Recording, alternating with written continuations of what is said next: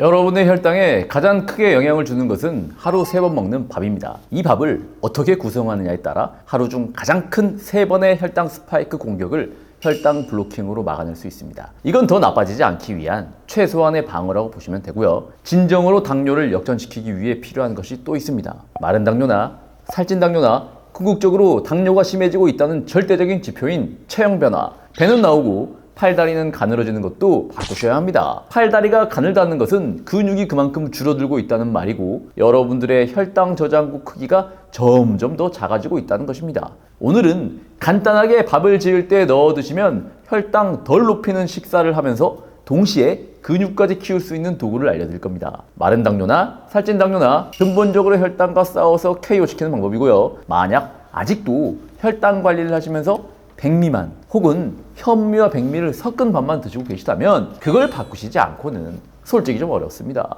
그런데 소화가 잘 안 돼서 잡곡을 못 먹는다는 분들도 계시죠. 오늘은 그런 분들 고민도 다 해결해 드릴 겁니다. 그럴 수 있는 레시피예요. 백미 60g 그리고 백미와 특수쌀을 1대1로 섞어서 만든 밥 60g 먹고 비교한 혈당입니다. 똑같은 밥인데 백미만 먹었을 때 158까지 올라간 혈당이 특수쌀은 144까지밖에 안 올라갔습니다. 혈당 차이가 이렇게 나면 이거 해볼만 하죠. 오늘 댓글 달아주신 분들 중에 오늘 레시피의 핵심 성분인 이 특수쌀을 선물로 보내드릴 예정이니까요. 오늘 영상 더 특별하게 끝까지 잘 집중해서 봐주세요. 첫 번째 목표, 혈당을 높이지 않는 식사를 위한 밥 짓는 방법 알려드릴게요. 가장 극단적인 방법으로는 탄수화물 섭취를 아예 0으로 줄이시면 올라갈 혈당이 없습니다. 제 밴드에서 상담 문의하신 한 분은 이렇게 해서 실제로 16kg을 감량하시면서 당화혈색소를 7.9에서 5.4까지 낮추셨습니다. 하지만 이 방법을 지속할 경우 3가지 문제가 발생할 수 있는데요. 첫 번째는 사람에 따라 고지혈증으로 갈 수도 있습니다. 두 번째는 살이 너무 빠져서 근육까지 줄어들 우려가 있습니다. 그리고 세 번째는 지속하기가 어렵습니다.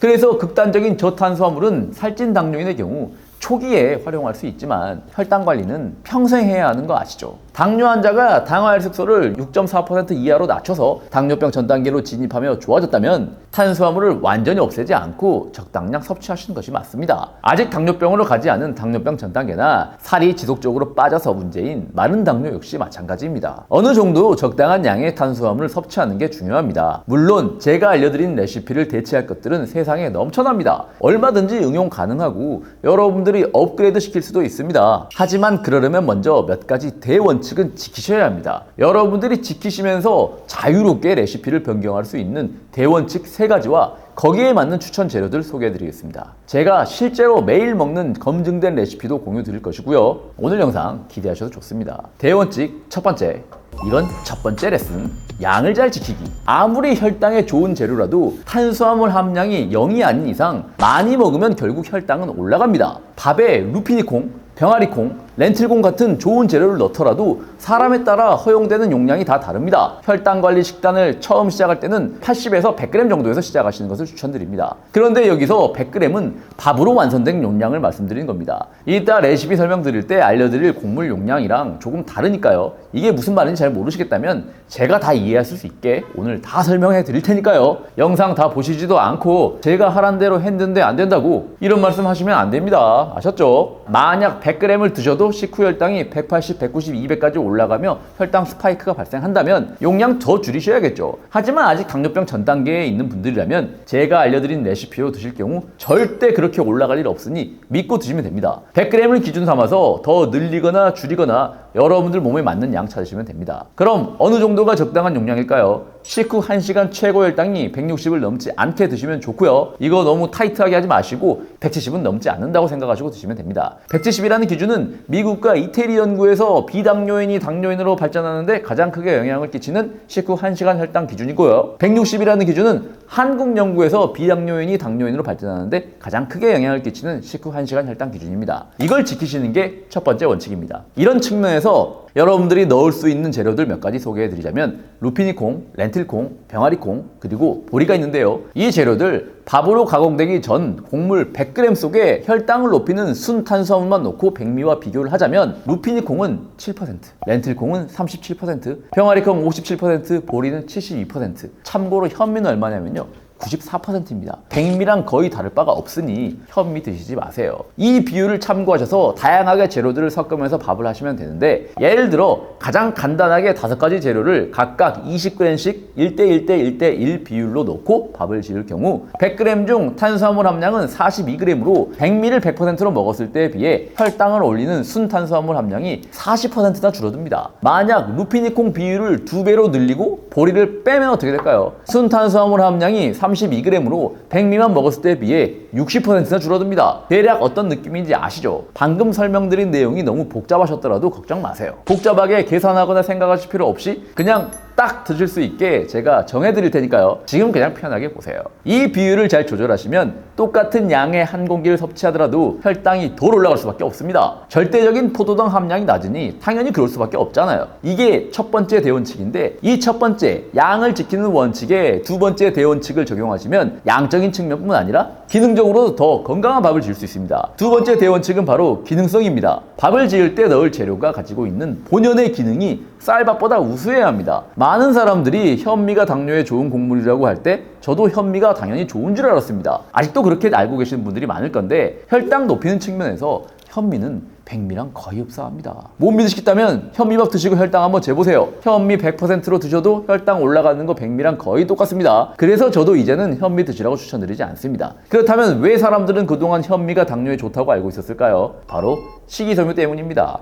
현미를 도정하여 꼭지를 떼어낸 게 백미죠. 딱 그 떼어낸 양만큼 현미에는 백미보다 식이섬유가 더 들어있습니다. 이 식이섬유 때문에 현미를 좋다고 하시는데 대안이 없는 것도 아니고, 제가 추천드린 콩들 보면 식이섬유 함량도 현미와 비교할 바가 안 되게 풍부합니다. 특히 렌틸콩과 루피니콩은 식이섬유 함량이 압도적입니다. 이걸 보시면 굳이 현미를 드셔야겠다는 생각 잘 안 드시죠? 그리고 또 확인하시면 좋을 성분이 바로 단백질 함량입니다. 사실 많은 분들이 단백질은 고기에서만 챙기면 된다 생각하실 수도 있는데요. 콩 별명이 들의 고기 아니겠습니까? 당뇨병 관리에 있어 단백질은 탄수화물 다음으로 중요한 열쇠입니다. 왜냐하면 단백질은 혈당을 천천히 올려줄 뿐 아니라 식후 혈당 상승을 억제하는 GLP-1 호르몬 분비도 도와줍니다. 또한 근육 유지에도 꼭 필요한 성분이기 때문에 특히 마른 당뇨나 고령 당뇨 환자분들에게는 단백질 섭취가 치료 그 자체라고 봐도 좋습니다. 그런데 여기서 놀라운 건 제가 추천드린 루피니콩과 렌틸콩의 단백질 함량이 흰쌀이나 현미와는 비교 자체가 안 된다는 거예요. 보이시죠?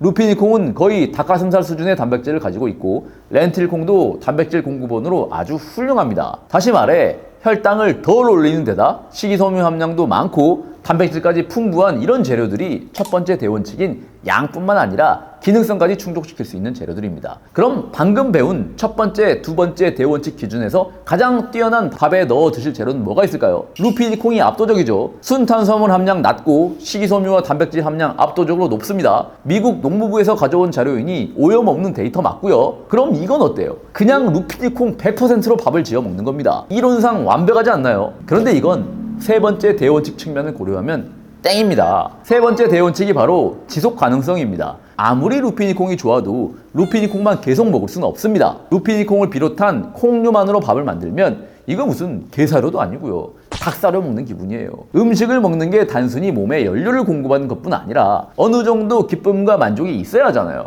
혈당 덜 올린다고 100% 콩류로 밥을 구성할 경우 소화 기능이 떨어지는 분들은 당연하고요. 소화가 잘 되어도 맛이 없어서 오래 지속하지 못할 확률이 매우 높습니다. 그래서 레시피를 구성할 때 어느 정도 내어줄 것은 내어주면서 드시는 것이 좋습니다. 왜냐하면 우리는 앞으로 평생 혈당 관리해야 하기 때문입니다. 그래서 세 가지 대원칙을 지키면서 지속 가능한 혈당 관리를 위해 완전히 콩류로만 밥을 할 수는 없어서 제가 추천드리는 최적에 가까운 레시피는 잡곡을 드셔도 소화가 잘 되는 분들과 잡곡 드시면 소화가 잘 안 되는 분들로 나눠서 알려드리겠습니다. 먼저 잡곡 드셔도 소화 잘 되는 분들, 콩류로 50%를 채우시고요. 나머지 50%는 곡물로 채우는 방식입니다. 이때 50%를 채울 콩으로 가장 추천드리는 콩은 루피니콩과 렌틸콩인데, 다양한 식감을 위해 여기에 병아리콩이나 기타 다른 콩류를 넣으셔도 됩니다. 무엇이든 자유롭게 채우시고요. 나머지 절반을 곡물로 채우시는데, 이때 가장 중요한 게 수용성 식이섬유가 풍부한 보리를 절반은 꼭 넣으시고, 이 정도 넣으시면 사실 나머지는 백미를 넣어도 혈당이 크게 올라가지 않습니다. 왜냐하면 절대적인 양의 측면에서 이미 콩류로 인해 백미만 먹었을 때에 비해 혈당을 높이는 순탄수화물 함량이 압도적으로 줄었기 때문입니다. 그런데 이때 백미를 넣는 대신 양적인 차원과 기능적 측면에서 더 업그레이드 하고 싶으시다면 이때 제가 추천드리는 특수쌀이 바로 이 하루 단백쌀입니다. 일반 쌀과 비교했을 때 쌀의 약점인 탄수화물 함량은 30%로 낮게 들어있고요. 절반 48%가 단백질로 이루어져 있습니다. 콩보다도 더 단백질 비율이 높습니다. 당연히 쌀 대신 이걸 넣으면 같은 양을 섭취해도 혈당이 덜 높아질 수밖에 없습니다. 사실 이 쌀은 마른 당뇨 전 단계였던 제가 근육량을 늘리고 살을 찌우기 위해 직접 개발에 참여해서 당뇨스쿨 이예민 박사님과 함께 만든 쌀입니다. 이거 1% 높이기 위해서 회의를 얼마나 많이 했는지 모르겠습니다. 이거 제가 직접 개발에 참여해서 만들었을 만큼 자신있게 추천드리고요. 댓글로 두 분 무작위로 추첨해서 선물 보내드릴 건데요. 지금 좋아요 누르시고요. 공유 옆에 있는 저장 누르시고 나중에 볼 영상에 체크 그리고 완료까지 눌러주시면 됩니다. 그리고 댓글 달아주신 분들 두 분 무작위로 추첨해서 제가 이거 보내드리겠습니다. 그리고 이거 정말 여러분들 많이 구매하셔도 제가 자신 있습니다. 탄수화물 양 자체가 적으니 그 누구도 딴지를 걸 수가 없습니다. 구매를 하실 분들은 이 영상 우선 댓글 링크를 클릭하시면 할인된 가격으로 구매하실 수 있으니 링크 꼭 클릭하시고 구매하세요. 이 하루 단백살 활용하는 추천 레시피 정리해드리자면 처음에는 그냥 제가 알려드린 대로 드세요. 콩류 50% 그리고 곡물 50%로 구성하시는데 곡물의 구성 비율을 보리와 단백살을 1대1로 넣으시면 됩니다. 드시기 편하게 한 포에 50g씩 포장되어 있기 때문에 그냥 이거 타서 쑥 넣어서 밥 지으시면 됩니다. 루피니콩 50, 렌틸콩 50, 보리 50, 하루 단백미 50 이렇게 밥을 하시면 밥이 된 무게는 수분이 첨가되기 때문에 400g 이상으로 좀 늘어납니다. 이걸 한번 드실 때 100g부터 시작해서 드시면 됩니다. 한번 이렇게 밥을 해놓고 나면 냉장고에 넣어서 저항성 전분으로 바꾸신 다음 드실 때마다 전자레인지에 돌려서 따뜻하게 데워 드시면 되고요. 이 밥이 얼마나 혈당을 높이는지 밥에 김만 싸서 먹고 측정한 혈당입니다. 배부르게 먹고도 혈당이 140 넘지 않아요. 웬만큼 혈당 기능이 나쁘지 않은 이상 160 이상 올라가지 않습니다. 물론 개인의 췌장 기능에 따른 변수도 있으니 100g부터 시작해서 드시면서 자신의 몸 상태에 따라 용량을 더 증량하셔도 되고 줄이셔도 됩니다. 만약 소화가 잘 안 돼서 잡곡을 못 먹고 백미만 드시고 있던 분들에게 맞는 레시피도 알려드릴게요. 일단 백미와 하루 단백살 1대1로 섞으시면 됩니다.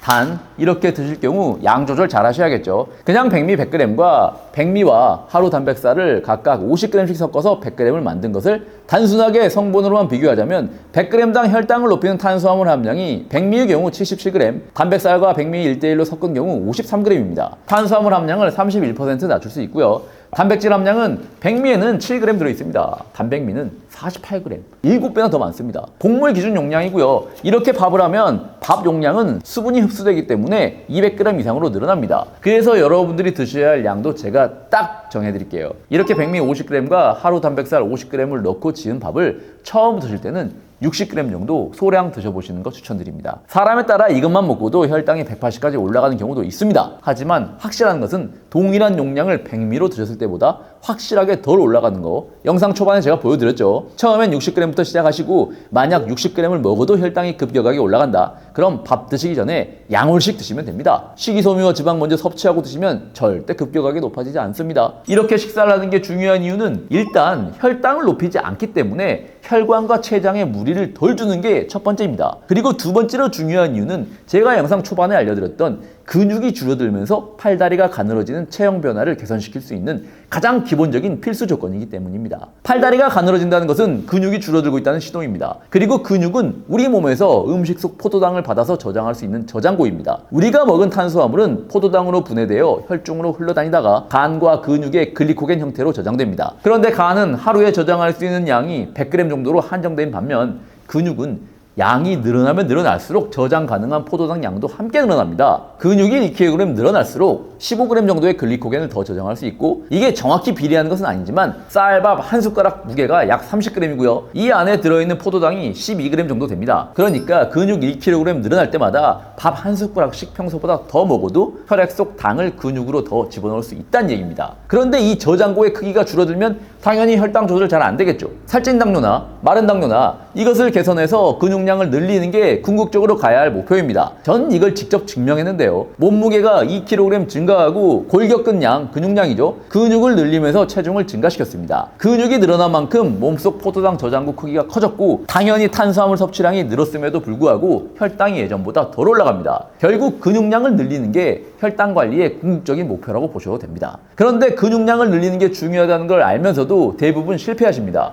왜냐하면 근육을 늘릴 때 단백질만 필요하다고 생각하시기 때문입니다. 물론 근육이 늘어나기 위해서 필요한 조건이 근육의 재료가 되는 충분한 양의 단백질은 맞습니다. 그럼 단백질 쉐이크 같은 것만 먹어도 되는 거 아닌가 라고 생각이 들 수도 있는데요. 사실 근육의 재료가 단백질이긴 하지만 근육 안으로 단백질이 들어가기 위해서 반드시 필요한 게 인슐린이고요. 탄수화물을 어느 정도 섭취해야 인슐린이 분비됩니다. 그래서 근육을 키우려면 단백질만 섭취하는 게 아니라 탄수화물 섭취도 안전하게 늘리셔야 합니다. 요약하자면 당뇨에서 벗어나 안전한 혈당 관리를 위해 궁극적으로 필요한 것은 포도당을 저장할 수 있는 저장고인 근육을 늘리는 것입니다. 그리고 근육을 늘리면 필요한 게 단백질과 탄수화물 섭취량을 늘리는 것입니다. 그리고 이때 안전하게 탄수화물 섭취를 늘리면서 단백질까지 보충하기 위한 방안으로 제가 먹으려고 만든 게 바로 이 하루 단백살입니다. 물론 근력 운동 하시는 것은 당연하겠죠. 그럼 이 쌀만 먹으면 끝인가? 아닙니다. 근육이 빠지지 않고 근육량을 늘리기 위해서 하루에 필요한 단백질 섭취량을 단백살로만 채우기는 부족합니다. 이게 아무리 좋아도 한계가 있어요. 그래서 식단을 통해 더 보충하셔야 하고요. 제가 추천드렸던 하루 평균 단백질 섭취량 간단히 요약해서 알려드리자면 당뇨인이 식단 관리하면서 근손실을 막기 위한 목적이라면 체중 1kg당 1.2g의 단백질은 드셔주셔야 합니다. 만약 체중이 60kg이라면 70g 정도의 단백질은 드셔야 하고요. 제가 오늘 알려드린 레시피 중에 소화가 잘 되는 분들 콩류와 단백미 5대5로 지은 밥을 한 끼에 100g 드신다면 한 끼에 약 30g의 단백질을 섭취할 수 있습니다. 하루 두 끼만 먹어도 60g이니 나머지는 달걀과 두부, 육류, 그리고 99.9 두유나 제가 지난번에 소개해드렸던 단백질 쉐이크 같은 거 추가하시면 쉽게 하루에 필요한 단백질 섭취량 이상을 보충할 수 있습니다. 그리고 소화가 잘 안 되시는 분들은 백미와 단백미 1대1로 지은 밥을 한 끼에 60g 드신다면 한 번에 대략 17g의 단백질을 섭취할 수 있고 하루 두 끼면 34g을 보충할 수 있습니다. 밥만으로 이 정도 채웠으니 나머지는 달걀 3개로 20g 보충하고요. 나머지 20g만 육류나 생선이나 두유나 두부나 쉐이크 같은 것으로 보충하면 굉장히 쉽게 하루에 필요한 단백질 섭취량을 충족시킬 수 있습니다. 이건 기본으로 깔고 매일 드세요. 물론 시중에 당뇨쌀이라고 나온 쌀들이 있습니다. 그런데 근본적으로 뭐가 다르냐면요. 일반 당뇨쌀들은 그냥 쌀에 혈당에 도움이 되는 성분인 모링가나 바나바 같은 영양소를 첨가시켰을 뿐이지 직접적으로 혈당을 높이는 탄수화물 함량은 일반 쌀과 똑같습니다. 밥 한 숟가락 덜 먹는 게 영양제 10개 먹는 것보다 낫다고 제가 항상 말씀드리죠. 이걸 강제로 할 수 있게 탄수화물 함량을 강제로 줄인 게 바로 이 하루 단백쌀이라 제가 레시피 개발에 직접 참여했고요. 꼭 드셔보시라고 다시 한번 추천드립니다. 이 하루 단백살에도 바나바와 황기 같은 혈당 조절에 도움되는 성분들을 첨가시켰습니다. 그럼 쌀 안에 바나바가 들어있으면 지금 드시던 바나바 먹을 필요가 없는 것이냐? 당연히 같이 드시면 더 좋습니다. 그리고 확실하게 아셔야 할 게 있습니다. 단백살을 통해 하루에 필요한 단백질 양을 충족시켰다면 적어도 근육이 빠지진 않습니다. 하지만 운동을 하지 않고 근육이 저절로 늘어나진 않습니다. 특히 하체 운동 열심히 하셔야 됩니다. 하체 운동이라고 그냥 단순히 걷기만 하는 게 아니라 운동하시고 나서 근육이 뻐근한 느낌이 들 정도로는 하셔야 하니까요. 가장 좋은 것은 헬스장에 가셔서 개인 교습 딱 한 달만 받아보세요. 몸짱 되려고 하는 게 아니니까 한 달 동안 배울 수 있는 하체 운동 모든 것을 다 배워서 그 다음부터는 혼자 하시면 됩니다. 오늘은 탄수화물로부터 공격을 막는 수비 방법과 탄수화물 저장고를 늘려서 근본적으로 당뇨를 탈출할 수 있는 가장 기본이 되는 먹거리 밥에 대한 레시피 소개를 해드렸습니다. 그럼 다음 시간에 더 건강해져서 만나요.